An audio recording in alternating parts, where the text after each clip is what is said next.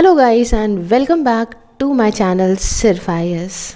प्यारे साथियों, Shankar IAS academy की इन्वायरमेंट की इस 9th एडिशन की सीरीज़ में आप सभी का बहुत बहुत स्वागत है। मैं प्रसन्ना वर्मा आज आपके लिए लेकर आई हूँ इसका चैप्टर नंबर 5। चैप्टर का नाम है इन्वायरमेंटल पोल्यूशन और बड़ा होने की वजह से इसे कुछ पार्ट्स में करेंगे, तो पार्ट 1 आपके सामने प्रेजेंट करने जा रही हूँ। आइए शुरू करते हैं। बट उसके पहले, जैसे कि चैप्टर का नाम है प्यारे साथियों भैया पोल्यूशन, ठीक है, तो पोल्यूशन के बारे में पहले आपको बता दूं। हालांकि ये सारे का सारा आपको बहुत अच्छे तरह से समझ में आता ही होगा पोल्यूशन क्या होता है, लेकिन फिर भी समझ लीजिए कि डेफिनेशन के तौर पे तो पोल्यूशन को कहा जाता है कि ये एक एन एडिशन और excessive addition of certain material to a physical environment making it less fit और अनफिट फॉर लाइफ। सिंपल सी बात है। कहते हैं कोई भी चीज़ की अति बहुत ज़्यादा ख़राब होती है, ठीक। तो जब कुछ पर्टिकुलर सर्टेन मटेरियल्स बहुत ही भारी मात्रा में अगर हमारे फिज़िकल इन्वायरमेंट में, अब फिज़िकल इन्वायरमेंट क्या है? फिज़िकल इन्वायरमेंट जैसे कि वाटर, एयर, लैंड, ठीक है, तो ऐसे फिज़िकल इन्वायरमेंट में अगर आके मिल जाएं, ठीक है, तो उससे क्या होता है कि व्यक्ति के रहने के लिए वो पर्टिकुलर इन्वायरमेंट सही नहीं होता, उसकी हेल्थ को ख़राब करता है। तो ये अनफिट हो सकता है या लेस अनफिट हो सकता है किसी व्यक्ति के रहने के लिए। तो ऐसी कोई चीज़ अगर है वहाँ पे, तो ये कहा जाएगा कि यहाँ पे पोल्यूशन हो गया है। इतनी बात समझ में आई आपको?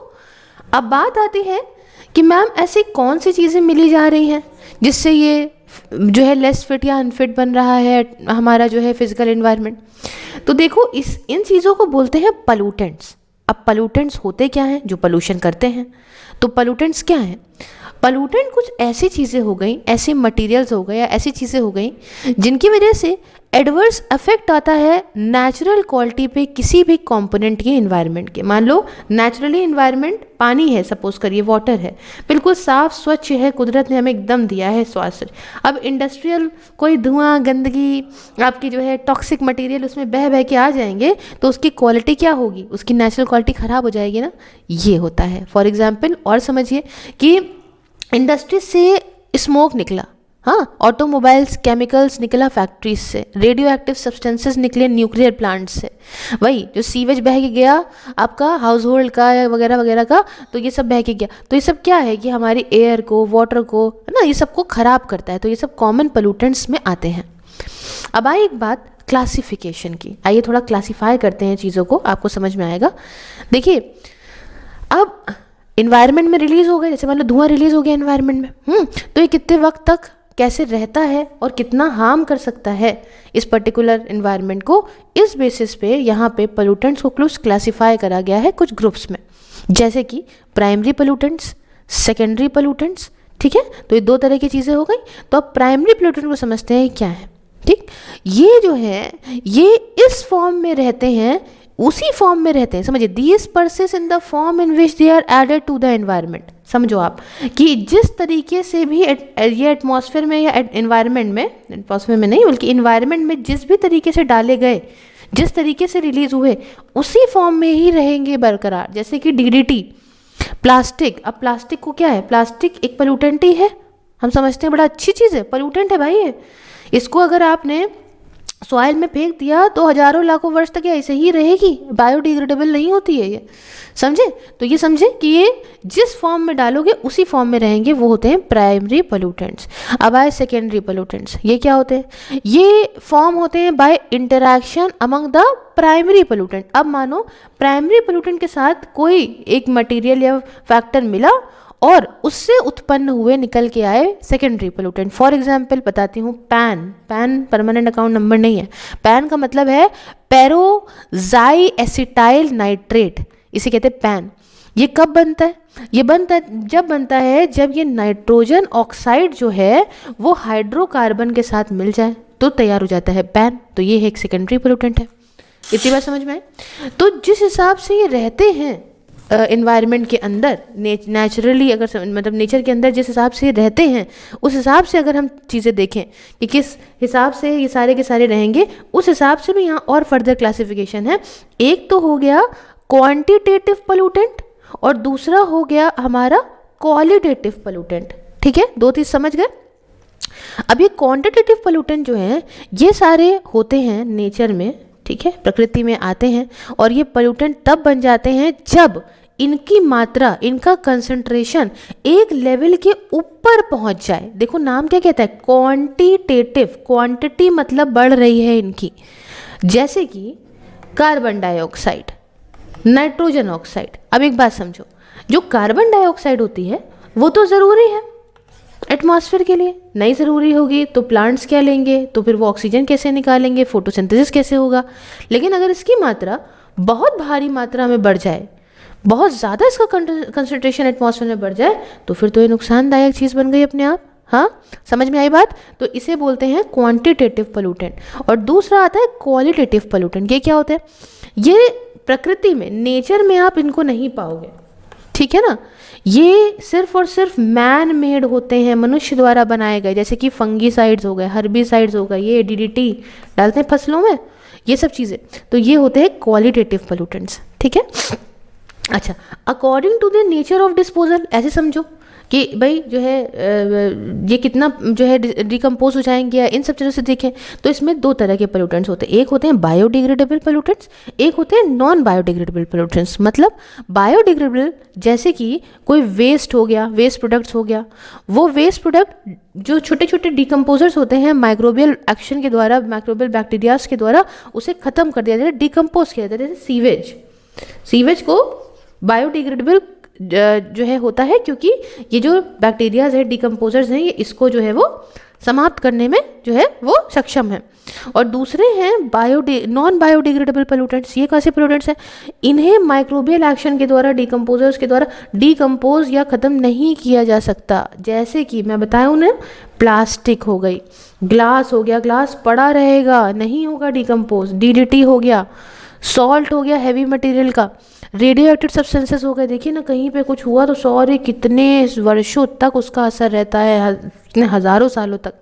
तो ये सब है बायोडिग्रेडेबल और नॉन बायोडिग्रेडेबल पोल्यूटेंट्स। अच्छा, एक और आता है अकॉर्डिंग टू द ओरिजिन, कहाँ से निकला।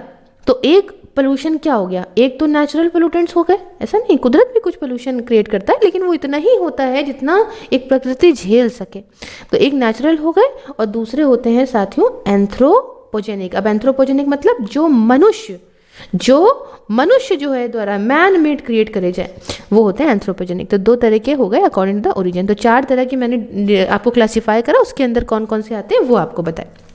चलिए, अब नेक्स्ट बात आती है कि कॉजेज़ क्या हैं, वजह क्या है इन पोल्यूशन की, समझते हैं। देखिए, सबसे पहली बात तो इतनी जो ह्यूमन की पॉपुलेशन इतनी तेज़ी में बढ़ती जा रही है, अनकंट्रोल ग्रोथ जो ह्यूमन पॉपुलेशन में देखने को मिल रही है, वो पहली वजह है। दूसरा है रैपिड इंडस्ट्रियलाइजेशन, इतनी इंडस्ट्रीज़ का भकाभक लगना, उसमें से पोल्यूशन निकलना, ये सब है। फिर है अर्बनाइजेशन। अब देखो होता क्या है, जब शहरीकरण होता है तो डेवलपमेंट तो होता है, होता क्या है ना कि देखो आप नेचर और इकोनॉमी एक साथ नहीं ले जा सकते, या तो इकोनॉमी बढ़ेगी तो नेचर कम होगा। वैसे अर्बनाइजेशन में क्या है, जंगल कटे, नया नया ट्रांसपोर्ट आया, वहाँ लोग बसे, तो इसमें प्रॉब्लम है। अच्छा, एक है अनकंट्रोल एक्सप्लॉयटेशन ऑफ नेचर। अब देखो इसकी भी मेन वजह ह्यूमन पॉपुलेशन ही है। जनता बढ़ती है, डिमांड बढ़ती है, उस डिमांड को पूरा करने के लिए प्रकृति को काटा छाटा जाता है। उसके अलावा बहुत चीज़ें जैसे forest fire, radio activity, volcanic eruptions का होना, स्ट्रॉन्ग विंड्स का चलना, ये सब वजह है पोल्यूशन की, ठीक है। अब नेक्स्ट हम बात करते हैं, जो मेन टॉपिक स्टार्ट करते हैं, वो सबसे पहले समझेंगे हम एयर पोल्यूशन को। देखिए बात क्या है, एयर पोल्यूशन इतना क्यों बढ़ा, उसकी मेन वजहें बताऊं अगर, तो सबसे पहली वजह तो ये है कि जो इतना ट्रैफिक इतनी तेज़, इतनी ऊंचे मतलब ट्रैफिक जो है बढ़ना शुरू हो गया है। दूसरे नंबर पे क्या है कि सिटीज़ इतनी तेज़ी में बढ़ रही, शहरीकरण हो रहा है, इससे गाड़ी घोड़ा ये सब आ रहा है लोगों के पास में। उसके तीसरी बात ये है कि इकोनॉमिक डेवलपमेंट, मैंने बताया ना, इकोनॉमी को डेवलप करने के लिए एक्सप्लॉइट हो जाए। अब देखो उसका बहुत अच्छा एग्जाम्पल आपको देती हूँ मैं। देखिए कोविड टाइम पे क्या था, कोविड टाइम पे ये सारे लोग मर रहे थे, बड़ा परेशान थे, हाँ, और मास्क और ज़्यादा बने चले जा रहे थे, ठीक है ना, मास्क बनाए जा रहे थे। तो मास्क से क्या हो रहा है कि इकोनॉमी में और ज़्यादा प्रोडक्शन हो रहा है, जीडीपी में सहयोग कर रहा है, वो सब चीज़ें ठीक है, लेकिन इससे लॉस क्या है? लॉस है, देखिए ह्यूमन लॉस हो रहा है या लोग परेशान है, तो ये क्या हो रहा है कि वो तो कहेंगे इस हिसाब से कि हाँ हाँ ऐसे ही कोविड आते रहे ताकि हम ऑक्सीजन सिलेंडर्स देते रहे, ये सब होता रहे, तो पैसा से ही सब कुछ नहीं होता, ठीक है ना। तो आप ये समझ रहे हैं ना कि ये सब कहने का मतलब इनडायरेक्टली मतलब क्या है इसका, कि रैपिड इकोनॉमिक डेवलपमेंट एक तरह से नेचर को अफेक्ट करता है, और इससे जो एयर पोल्यूशन है, एयर पोल्यूशन भी बढ़ता है, क्योंकि आपको इंडस्ट्री लगानी पड़ेंगी अपने देश को आगे बढ़ाने के लिए, और वो कहीं ना कहीं हवाओं में टॉक्सिक चीज़ों को रिलीज़ करा जाएगा, वही इधर। और चौथा इंडस्ट्रियलाइजेशन, वही चीज़ है। तो देखिए अब हमारे यहाँ ये एटमॉस्फेयर हमारे अर्थ पे जो प्रेजेंट है ना, ठीक है ना, वो बहुत ज़रूरी है। और इसके अंदर अगर हम देखें कि अगर इसमें कोई भी गंदगी आती है ना, तो इसकी क्वालिटी बहुत ख़राब हो जाती है, और क्वालिटी ख़राब होने की वजह से आप ये समझ लीजिए कि ये बहुत ख़तरनाक हो सकती है मानव के लिए। अब आप कहेंगे कैसे? हाँ, क्या ही वजह हो जाएगी मैम? देखिए भैया, सीधी सीधी बात है कि प्रकृति में जो ये हवा है, इसी को आप लेके जी रहे हो, सांस इसी से ले रहे हो, इसमें अगर किसी भी तरह का गंदगी आप पाओगे तो इससे ह्यूमन हेल्थ, उसका विकास, चाहे जानवर हो चाहे प्लांट हो, सबका चीज़ों में दिक्कत देखने को मिलेगी। और it is a contamination of air by discharge of harmful substances. अब ये एयर कैसे ही पोल्यूटेड हो जाती है? क्योंकि इसके अंदर इस तरीके से कोई गंदगी, कोई हार्मफुल सब्सटेंसेस को रिलीज़ किया जाता है, अपने आप नहीं हो जाती है। तो एयर पोल्यूशन की वजह से प्रॉब्लम्स हो सकती हैं, इससे एनवायरनमेंट को डैमेज हो सकता है, प्रॉपर्टी को हो सकता है, और सबसे बड़ा बदलाव क्लाइमेट चेंज होता है। तो अब एक सवाल ये उठता है कि मैम एयर पोल्यूटेंट्स मेजर कौन कौन से हैं और वो कहाँ से निकलते हैं, उनके सोर्सेस क्या हैं? सबसे पहले समझते हैं हम कार्बन मोनोऑक्साइड को, जिसका जो है CO को समझते हैं। देखिए ये कलरलेस, मतलब दिखेगी नहीं, ओडरलेस मतलब स्मेल नहीं आएगी, ये ऐसी गैस है जिसे कैसे रिलीज होती है? ये प्रोड्यूस होती है by the incomplete burning of carbon based fuels, जैसे कि पेट्रोल, डीजल और वुड, ठीक है। ये जो जलाए गए, तो आप तो देखते हैं ना कि जो आपके व्हीकल्स हैं, इसमें से भी ये निकलती है। अच्छा, इसके अलावा ये कैसे निकलती है? ये अगर नेचुरल या सिंथेटिक प्रोडक्ट्स को आप जैसे सिगरेट वगैरह को जलाते हो तो उसमें से भी ये निकलती है। ये इससे क्या होता है कि जो ब्लड के अंदर ऑक्सीजन जितनी रिक्वायर है, जानी चाहिए, ये उस अमाउंट ऑफ ऑक्सीजन को कर देती है कम, है ना। और इससे क्या होता है कि आप काफ़ी कंफ्यूज रहोगे, काफ़ी थके थके से रहोगे, स्लीपी रहोगे अगर इसकी मात्रा ज़्यादा हो गई है तो। क्लियर हो गया कार्बन मोनोऑक्साइड। अच्छा, नेक्स्ट है कार्बन डाइऑक्साइड। इसके बारे में हम सब जानते हैं, ये एक बहुत important principle green house gas है, जिसे ह्यूमन एक्टिविटीज़ जैसे कि कोल जलाना, ऑयल जलाना, नेचुरल गैसेज जलाना, उससे ये निकलती है। फिर आई बात क्लोरोफ्लोरोकार्बन्स की, जिसे हम लोग CFC कहते हैं। ये सारी गैसेस रिलीज होती हैं मेनली एयर कंडीशनिंग सिस्टम से, उसके अलावा देखा जाए तो रेफ्रिजरेटर से। और जब ये एयर में मिलती हैं तो होता क्या है कि बड़ी हल्की होती है, ये चली जाती है बह के कहाँ? ऊपर। ऊपर कहाँ? ऊपर आपकी स्ट्रेटोस्फीयर लेयर तक ये पहुँच जाती है, और यहाँ पे ये आती है कांटेक्ट में कुछ दूसरी गैसेस के साथ में।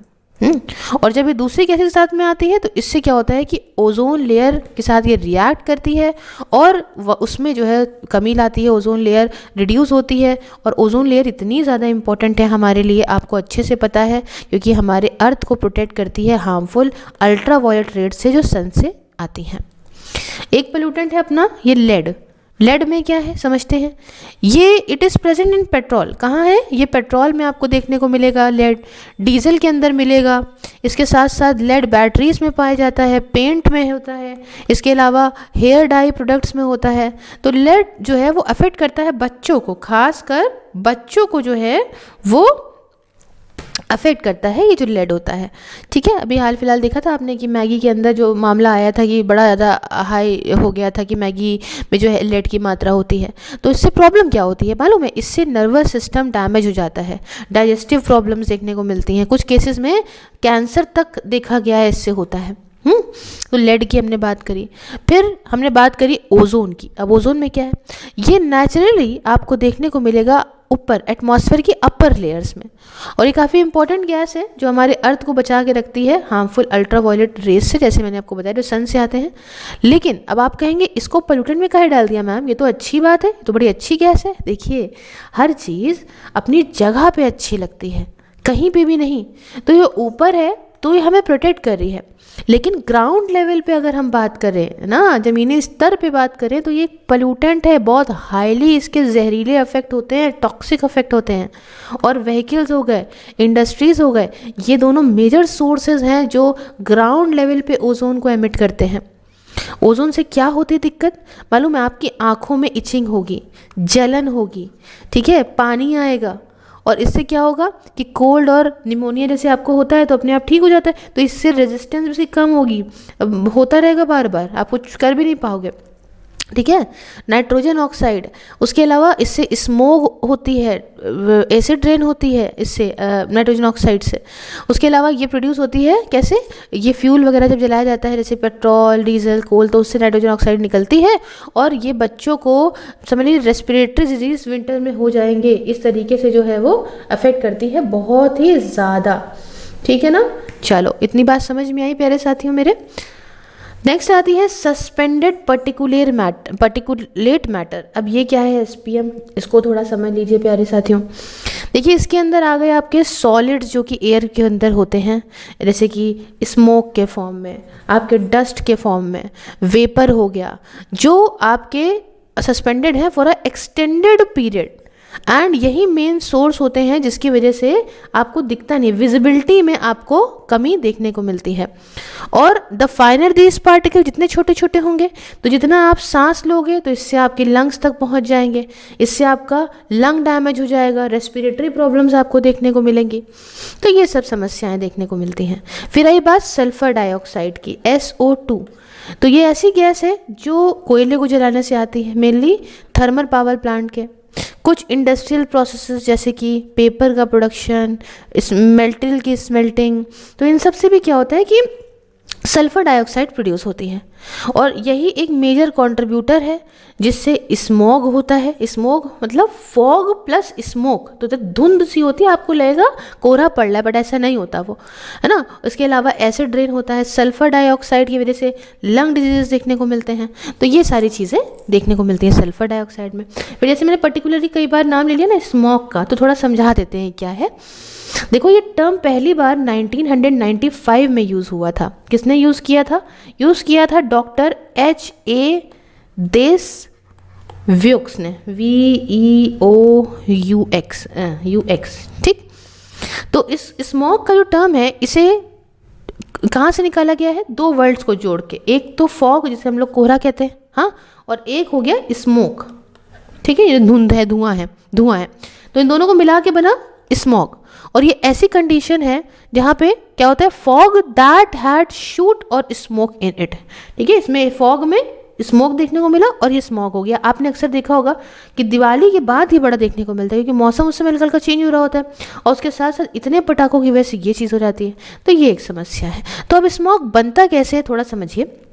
बनता कुछ इस तरीके से है कि फोटोकेमिकल स्मॉग, ठीक है, द फोटोकेमिकल स्मॉग या स्मॉग, ये टर्म यूज़ करा जाता है किस लिए? जब हम बताते हैं कि भैया देखो एयर पोल्यूशन है, और एयर पोल्यूशन किस वजह से है? ये रिजल्ट है इंटरेक्शन का सनलाइट के साथ विद सर्टेन केमिकल्स जो कि एटमॉस्फेयर में है। इसका प्राइमरी कंपोनेंट अगर फोटोकेमिकल स्मॉग का देखें तो वजह है इसकी ओजोन। वाइल ओजोन स्ट्रेटोस्फेयर में तो हमें अर्थ को प्रोटेक्ट करती है हार्मफुल अल्ट्रावायलेट रेडिएशन से, मैंने बताया, लेकिन ग्राउंड पे ये बहुत खतरनाक है एक इंसान की ज़िंदगी के लिए, ह्यूमन हेल्थ के लिए। तो ग्राउंड लेवल वाली जो ओजोन है ये बनती कब है? जब व्हीकल से एमिशन होता है इसका, ठीक है, जिसमें नाइट्रोजन ऑक्साइड हो, खासकर जो निकाली जाती है व्हीकल्स के द्वारा, और जो वोलेटाइल ऑर्गेनिक कंपाउंड्स जैसे पेंट से निकलते हैं, solvents, printing inks, petroleum products, vehicles वगैरह, ये सब सनलाइट की प्रेजेंस में आपस में इंटरैक्ट कर जाते हैं और इससे तैयार होता है ये मामला। तो स्मॉग जो है वो क्या है? हल्की धुंध है, एक हेजी एयर है जिससे आप, जहाँ पे आपको सांस लेने में दिक्कत होगी, ठीक है। अलग अलग गैसेस, अलग अलग वाटर वेपर डस्ट के साथ मिला हुआ, समझ लीजिए ये ऐसा कॉम्बिनेशन है। ये कब होता है? ये हैवी ट्रैफिक, हाई टेम्परेचर, काम विंड्स, विंटर के टाइम पे विंड स्पीड्स काफ़ी कम होती हैं, और इससे जो स्मोक है वो फॉग के साथ मिलती है, एक जगह इकट्ठा हो जाएगी ग्राउंड के पास, इसलिए पोल्यूशन लेवल बढ़ जाता है ग्राउंड लेवल पे, ठीक है। तो इस स्मोक के जो स्मोक के जो ये वाला स्मोक है ना, एक जैसा बोलने लगी मैं, ये पार्टिकल जो हैं वो फॉग, मैंने बताया यही फॉग के साथ मिलजुल गए और इससे येलो ब्लैक कलर निकला, और ये जो स्मॉग है वो ऑफन किसके सेटल हो जाती है सिटीज़ के ऊपर कई दिनों तक के लिए, समझे। और ये जो ग्राउंड लेवल स्मॉग है ना, ये बनती है कॉम्प्लेक्स रिएक्शन होता है, जिसमें हाइड्रोकार्बन्स का, नाइट्रोजन ऑक्साइड का, सनलाइट का, ये तब बनती है जब पोल्यूटेंट रिलीज होते हैं from the gasoline, diesel power vehicles, oil based solvents. ये रिएक्ट करते हैं किसके साथ में? हीट के साथ में करते हैं, इसके साथ सनलाइट के साथ में करते हैं। तो ये पूरी कहानी है। अब बात, एक सवाल ये उठता है, ये आप देख लीजिए, हमने एक चार्ट यहाँ पे डाल दिया, फॉर्मेशन कैसे होती है फोटोकेमिकल स्मॉग की। ये सारा कुछ जो मैंने आपको मुंह से वानी बताया है वो सब यहाँ पे आपको देखने को मिल जाएगा। 2 मिनट पॉज करके देख लीजिएगा। अब हम इंडोर एयर पोल्यूशन को पढ़ेंगे, लेकिन उसके पहले इफेक्ट समझ लेते हैं। इफेक्ट्स ऑफ स्मोक क्या है, स्मोक के इफेक्ट्स थोड़ा ये समझते हैं साथियों। इससे आपको देखने में परेशानी होगी, ये इन्वायरमेंट को हार्म करता है, आपको सांस की बीमारी है, रेस्पिरेटरी प्रॉब्लम होगी, डेथ हो सकती है आपकी ब्रोंकाइटल डिसीज़ की वजह से, है ना, सांस ये जो छाती की प्रॉब्लम्स की वजह से। बहुत सारी स्मोक है तो इससे अल्ट्रावायलेट रेडिएशन भी यहाँ पे कम हो जाएगा, है ना। Heavy smoke greatly decreases ultraviolet radiation, और हैवी स्मोक की वजह से क्या होगा कि जो नेचुरली हमें विटामिन डी मिलता है सनलाइट से वो नहीं मिलेगा, उसका विटामिन डी प्रोडक्शन कम हो जाएगा। इससे क्या होगा कि रिकेट्स की बीमारी बढ़ जाएगी, मतलब हड्डियाँ कमज़ोर होने लगेंगी। ये सब बातें हैं। अब एक टॉपिक आता है इनडोर एयर पोल्यूशन का, इसको गौर से समझिएगा। इनडोर एयर पोल्यूशन क्या है?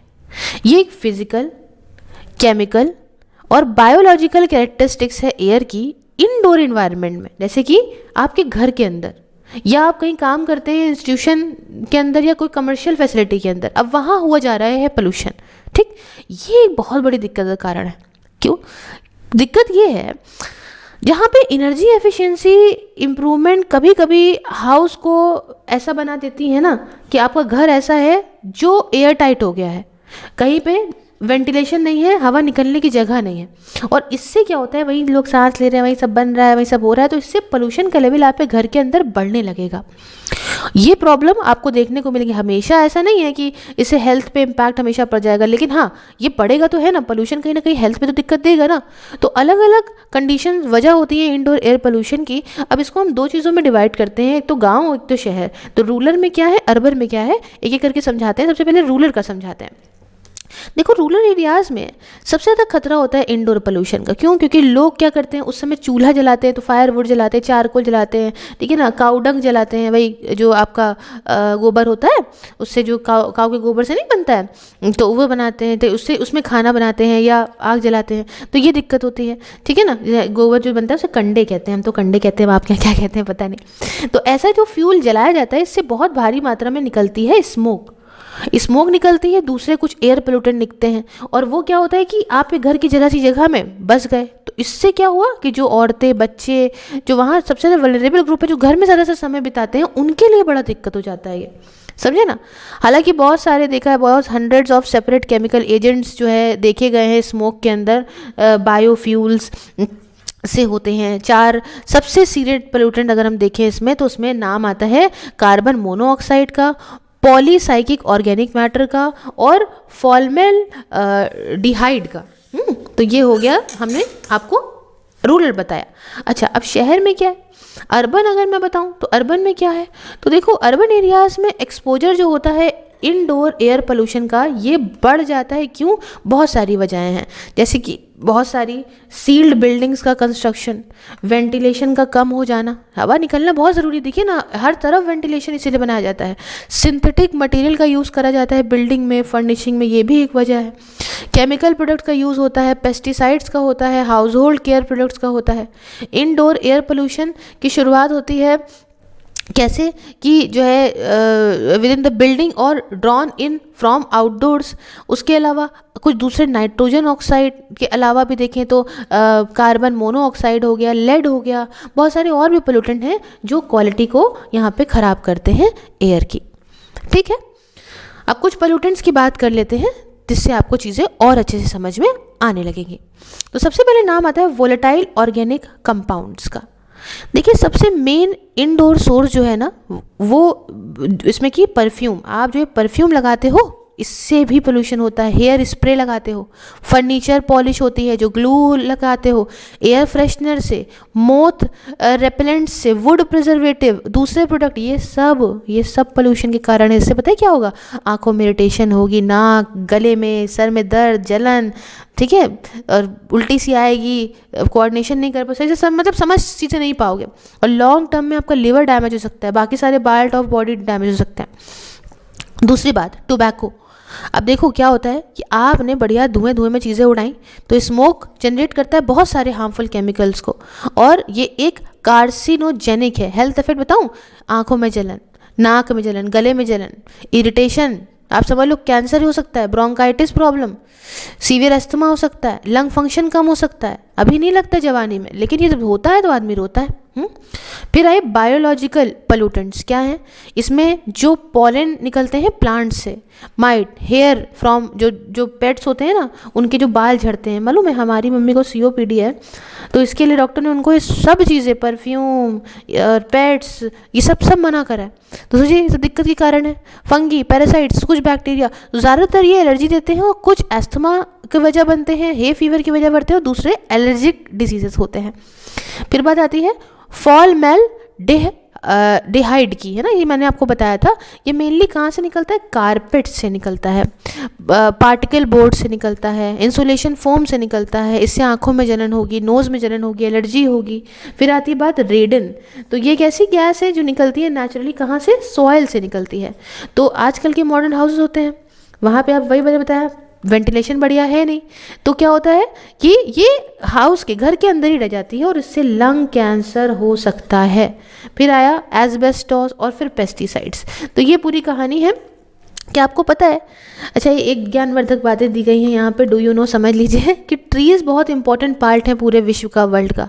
ये वुड देते हैं बिल्डिंग के लिए, पल्प देते हैं पेपर बनाने के लिए, ये हैबिटेट देते हैं सारे ही तरह के इंसेक्ट को, बर्ड को, दूसरे जानवरों को। बहुत सारे तरीके के फ्रूट्स, नट्स ट्रीज से हमें मिलते हैं, जैसे apples, oranges, walnuts, pears, peaches. Even जो ट्री का सैप होता है उसका भी यूज़ करा जाता है इंसेक्ट्स के द्वारा खाने के तौर पे, या मैपल सिरप बनाने के लिए। बहुत बढ़िया। तो ट्रीज़ हमें मदद करते हैं क्लीन एयर के लिए, हमारे इकोसिस्टम को हेल्दी रखने के लिए। हम बढ़िया ऑक्सीजन लेते हैं, कार्बन डाइऑक्साइड निकालते हैं, ट्रीज़ बेचारे कार्बन डाइऑक्साइड लेते हैं, ऑक्सीजन निकालते हैं। तो हमारे बढ़िया पार्टनर्स हैं। और हमारे पास ट्रीज़ इतना करते हैं, लेकिन हम क्या करते हैं, हम तो बस काट देते हैं उनको। हाँ, तो प्यार दीजिए, कोई आपको प्यार देता है तो उसको ज़रूर से ज़रूर प्यार दीजिए। तो साथियों इतना ही रखते हैं, नेक्स्ट में हम फ्लाई ऐश को समझेंगे। और तब तक के लिए धन्यवाद प्यारे साथियों, मेरे साथ जुड़ के चलने के लिए। मिलते हैं नेक्स्ट वीडियो में। जय हिंद, जय भारत।